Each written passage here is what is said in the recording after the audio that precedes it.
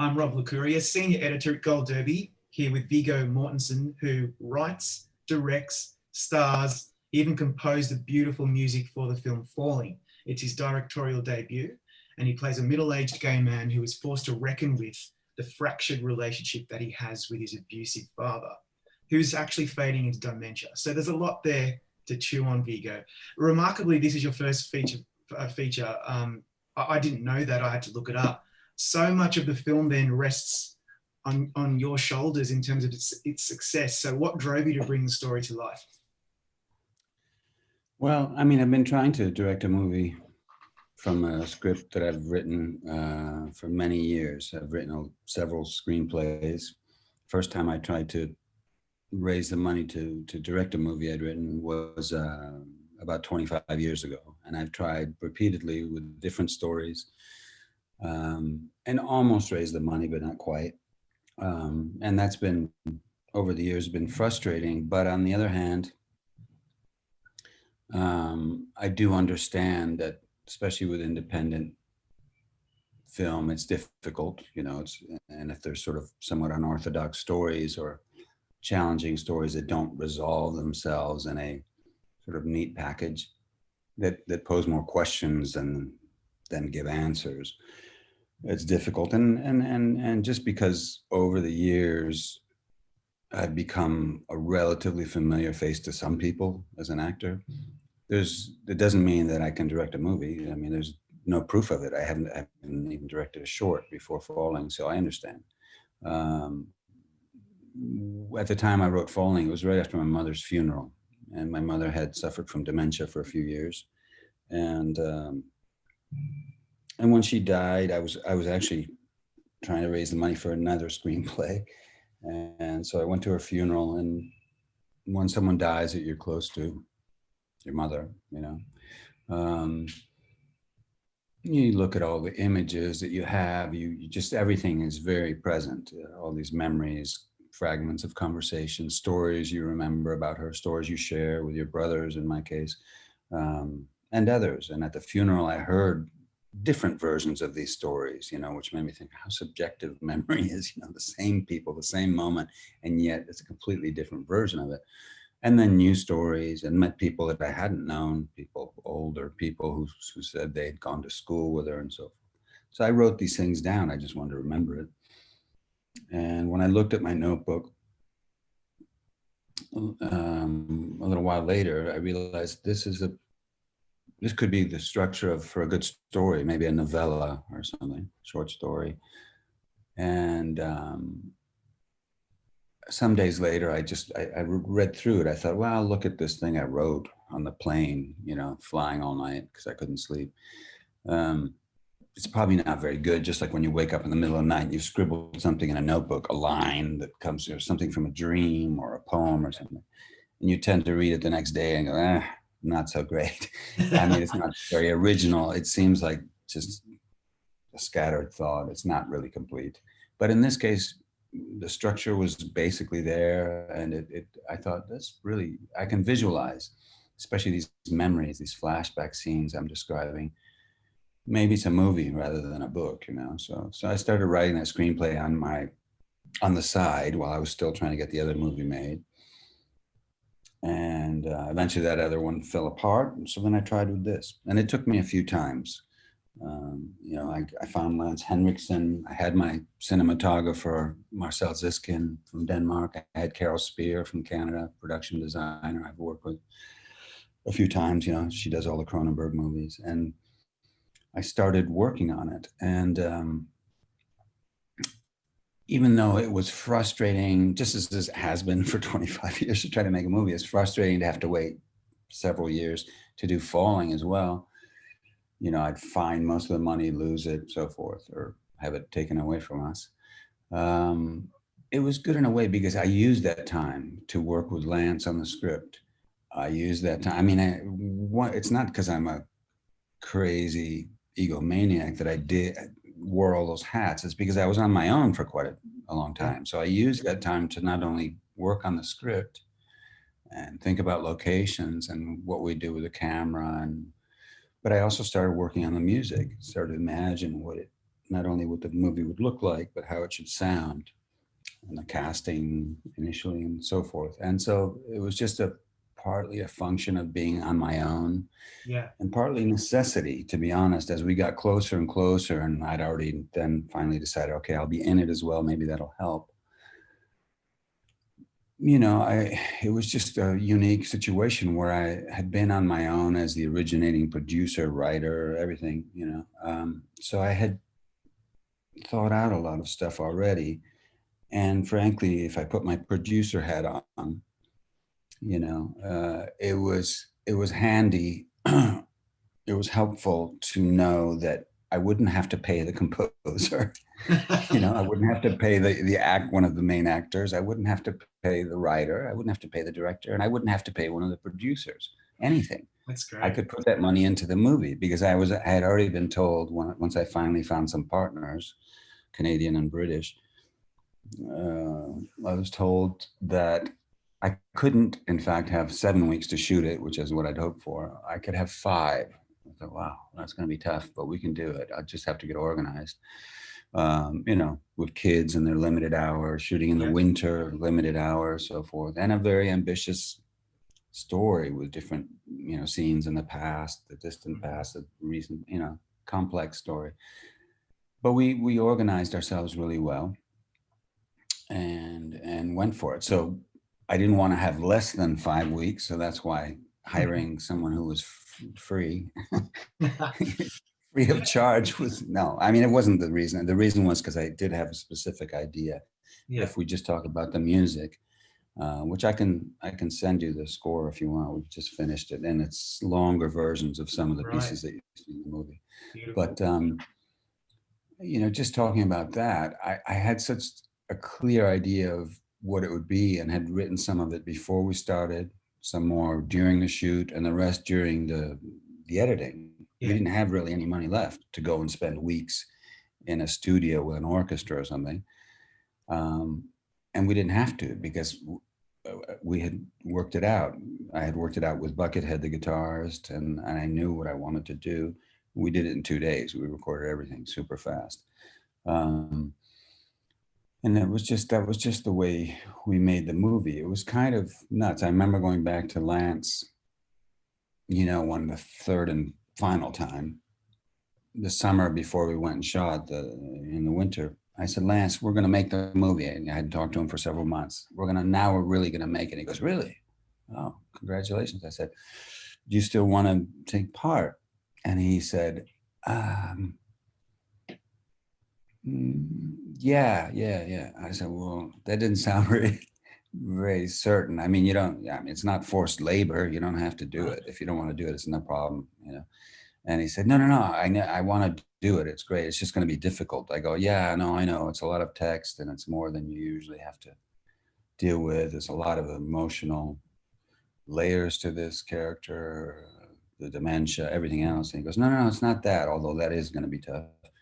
It's just because I'm going to have to go to some dark places, because I don't want to be caught acting. I want to do this for real. And I'm going to have to go to places, my childhood in particular, and remember some not so pleasant things just to get this right. And I said, oh, I understand. And then he started telling me stories about his childhood, and they're pretty harrowing. He had he basically was raised down the streets. He didn't really have proper schooling. He had an abusive kind of mother and father, alcoholics. It was, it was tough. It was something out of, Dickens or something. And he was illiterate until he was 30 years old. He's a self-made, self-educated person. And when he would tell me these stories about his childhood, as I got to know him, he would be smiling, sometimes laughing at some horrible things. I said, I can't believe you're so accepting of this. And he said, it took me decades. I finally came to the conclusion that I've already been through that crap. I don't want to wallow in it. I don't want to live in it. So I'm moving past. I made a choice at one point to move past it. Yeah. And I want to have a different kind of life. Yeah. Than I might if I stayed in that mindset. So, but I am going to go back there for this. So, and he did. And that's one of the reasons when I say It's a layered, beautiful, memorable performance. It's also a very brave performance, and in part that's why, because he did go there, Yeah, that's right. some difficult places. Yeah, I mean, And we were saying offline how this film conjures up various emotions in people who watch it. It did for me, and I'm looking at the John character. He is like generally non-confrontational, reticent, contemplative. To me, that felt like his defense mechanism. And then on the other hand, you had Willis, who was like emotionally absent, bitter, angry. And you had these little touches in there in both of your performances that really made it feel so authentic and very uncomfortable, but in a good way. And what I'm getting at is how does the writing and directing a character who's incapable of expressing any other emotion apart from anger, which I think many of us know, how does that resonate with you personally? well, I mean, my dad wasn't quite that way. We had a better relationship than Willis and John have. But my dad was, like many men of his generation, someone born during the Great Depression, raised during World War II, in his case, on a farm in Denmark during the German occupation, and ran away from home when he was 14, didn't finish schooling, but later found a way to get a university degree when he moved to the United States, met my mother and so forth. He met her in Norway, and then they moved to the United States, and he made his way, you know. That generation of men, you know, they were self-reliant, but not flexible. They weren't prone to evolve in a relationship. In other words, they weren't going to adapt to their partner or anyone else. People had to adapt to them, and they certainly weren't going to adapt to changing times. When the 1960s came around, in the 1970s, they're like, what the hell's going on? You know, this is bullshit. And so it's difficult for a relationship, and I think you see it in Falling, or you get a feel for that. The relationship between my mother and father in the story, she's someone who's trying to expand her horizons in small ways, music and art, and just trying to make a home that's evolves and everybody's taken care of. And he was not going to evolve with her. He's not going to adapt to her as a woman who changes with time. Everybody has to adapt to him, and his word is the final word, you know. It's my way or the highway. And so my dad had a little bit of that. So I understand that to some degree. But one of the things I wanted to explore is memory, how subjective memory is, you know? Yeah.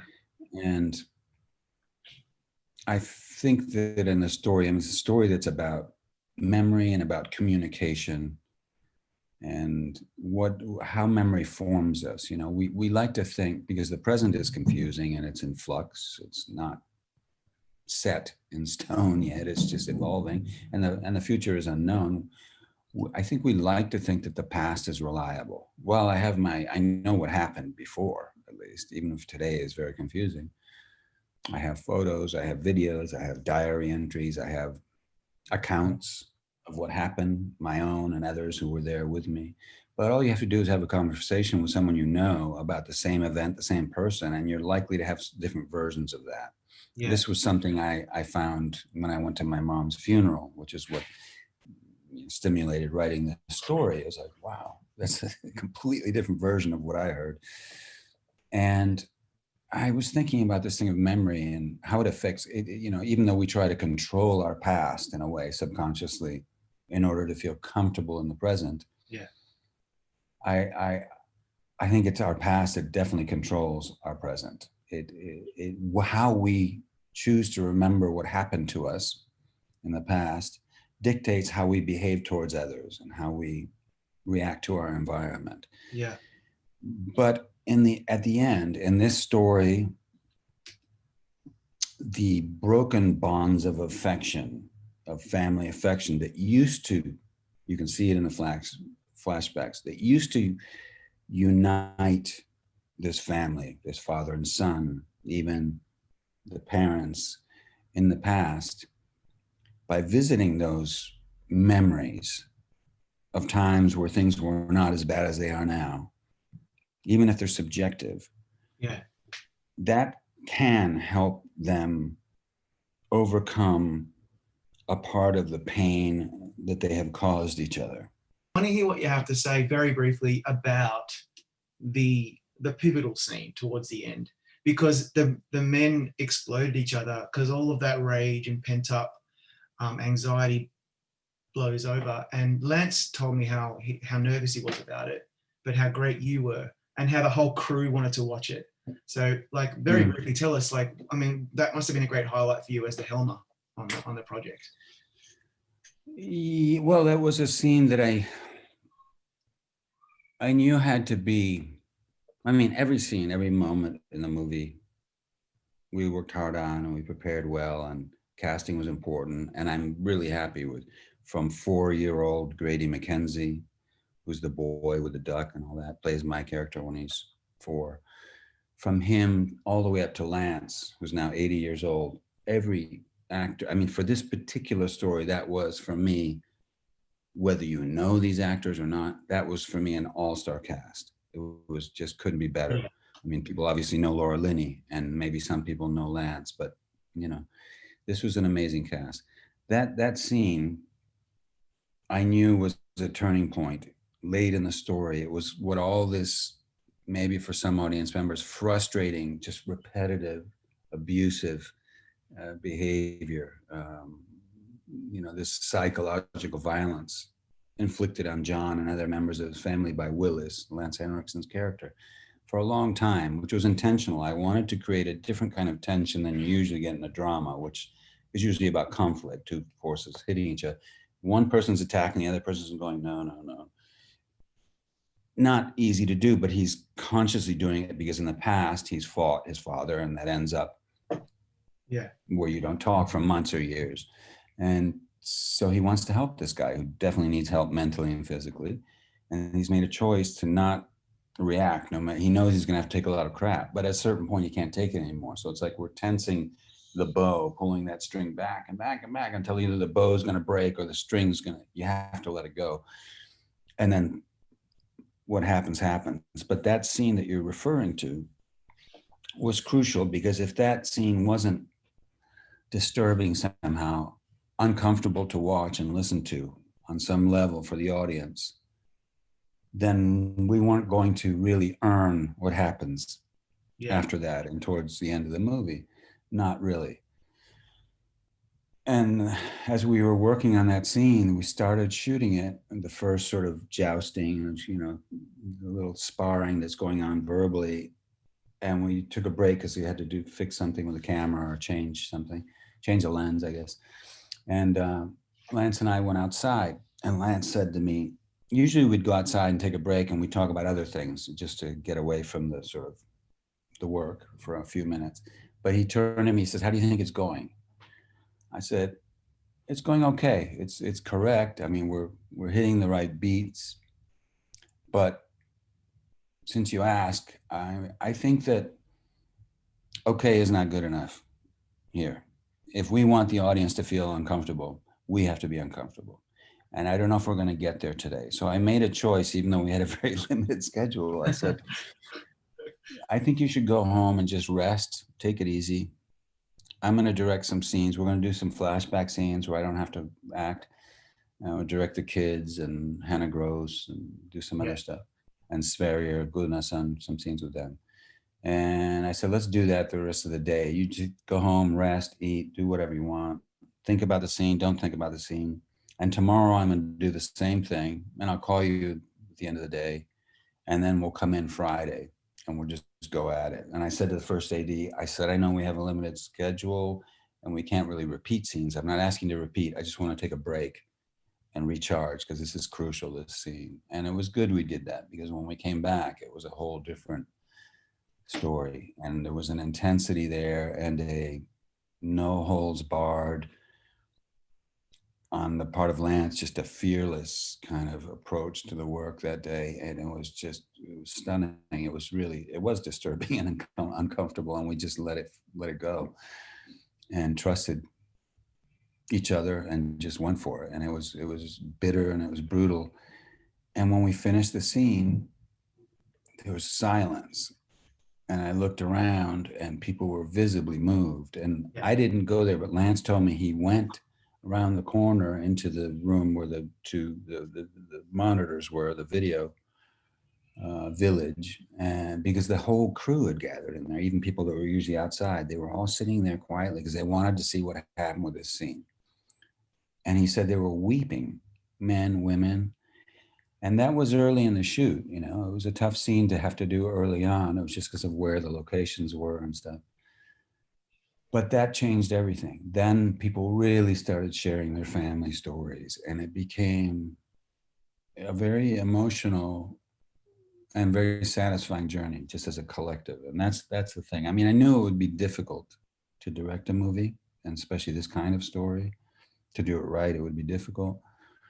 But it was way more satisfying and rewarding, especially because of this collective way that we did the work, than I dreamed it could be. I mean, it was just really extraordinary what happened, and it's a lot of that started that day when we were working on that scene. That changed things. Yeah. Yeah, it sounds amazing, Viggo. Congratulations on a really great movie. It really affected me, and I'm sure plenty of other people. And good luck this season. Well, thank you. I'm just glad that people are finally going to see it. It's been a long wait through this pandemic year. I'm sure you've heard the same from other directors and Yeah, writers and actors. It's frustrating, but you know, hey, it took a long time. It took years to get it made. What's another year to have to wait? It's finally coming into harbor, and on the 5th of February, everybody can see it. So I hope people will give it a chance, if only for Lance Henriksen's unforgettable performance.